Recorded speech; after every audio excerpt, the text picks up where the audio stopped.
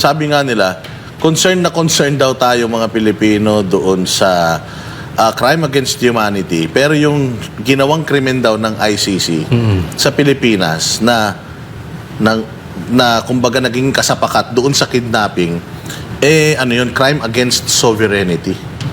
Oo, na krimen yun against sa iyong soberanya.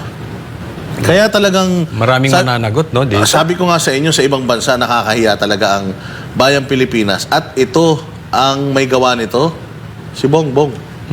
Si Bongbong, bakit? Kasi sa totoo lang, itong mga ganitong issue political, noon pa naman may mga ganyan Nasikaso naman yan dito, katulad nga na sinasabi natin, si Erap, nakulong naman. Si Gloria, nakulong naman. Kasi sabi nga nila, meron kang immunity Pero after mo nang maging presidente, you are, kumbaga pwede ka nang idemanda. So lahat na pwedeng sa'yo, ihabla. Nakita natin na gumagana yan. Si Gloria, si Erap, at pati nga Chief Justice natin, na-impeach. Gumagana yung justice system dito. So bakit kay Pangulong Duterte, doon tayo sa International Criminal Court lumapit na wala pang jurisdiction sa atin. Considering na wala pa naman talagang Interpol Red Notice. Tayo ay hindi miyembro ng ICC, pero nakipagkasundo tayo sa ICC. Kasi parang naghuhugas kamay ang Interpol dito Wala kami alam dyan. Nag-request sa ICC ng warrant, yung ICC nag-issue ng warrant, pero nandoon pa lang tayo sa stage ng ini-inform pa lang natin.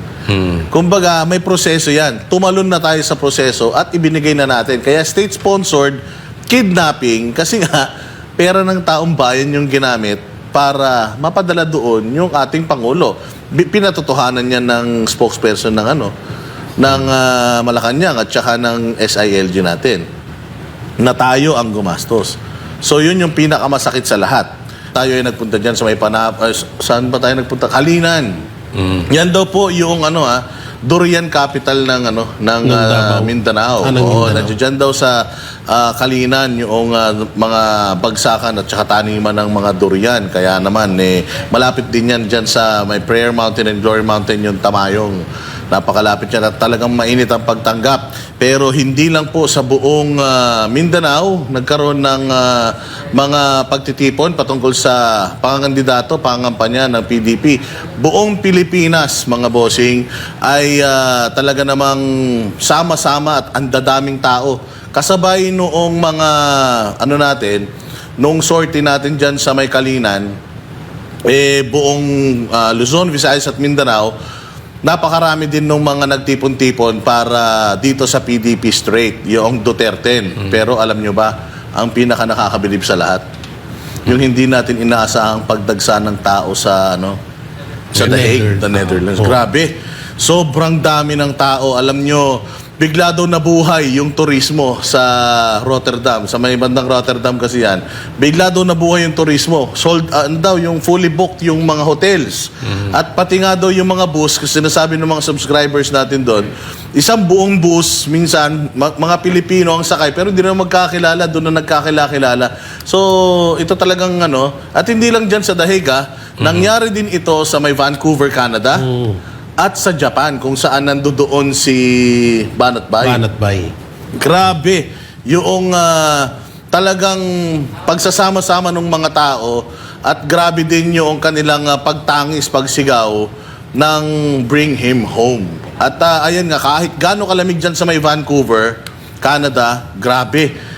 Nag-i-snow talaga pero nagmarcha pa din sila dyan. At yun nga yung sa The Hague, nakikita natin from Paris, from Belgium, yung iba, nagpunta sila dito para magpakita ng suporta. At first time ito, Coach Oli, dyan sa The Hague na dati kasi, pag merong isang pinuno na luwabag sa karapatang pangtao at ang kaso ay crime against humanity, pag dinala mo dyan, usually, yung mga taong nagpo-protesta, yung pro sa pagkakakulong noong isang leader na yon, doon talaga sila nagrarally dyan. Pero this time, it's the other way around.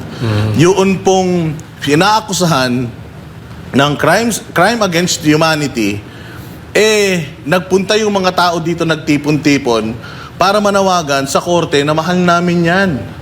Kilala namin yan. Sino ba namang leader ang pupuntahan ng ganito karaming tao? Absent ka, babiyahe ka. Alam mo ba, Coach, ang biyahe dito, 9 to 14 hours daw. Yung ibang mga nagpunta rito kaya nag-hotel na sila. So kung yung iba nagpoprotesta, etong mga Pilipino dito, pinagbubunyi si Pangulong Duterte. Sigurado ko, litong-lito yung mga taga-ICC at ayan na nga, pinipick up na nga ng mga international vloggers and media etong istorya na ito. Napakawais talaga, Coach Oli, ni Pangulong Duterte. Galing. Hindi ba? Inilagay niya yung issue na dating local lang, inilagay niya sa world stage. Coach Oli. Ang nakakatakot lang dito, Boss Dada, this is very, very successful. Kaya lang nga, dahil sabi mo, gumanda nga yung tourism, lahat, buhay na buhay sila dyan. Baka mamaya, lalo nilang hindi pa uwiin si Tatay Digong. Dahil syempre, makikinabang sila dyan pare-parehas eh. I mean, sa lahat ng aspeto, pati dyan sa ICC, may ano yan ha? That is a factor dahil ngayon nagkakaroon sila ng parang TV mileage, no? Pero sa isang banda naman, napakaganda nito. Ang galing. Ang galing nga ni Tatay Digong dahil ako naniniwala, talagang ginusto niya ito na madala ang international viewers dito. At ipapakita niya, ang paniwala ko dito, ipapakita ni Tatay Digong na hindi dapat nakikialam ang ICC.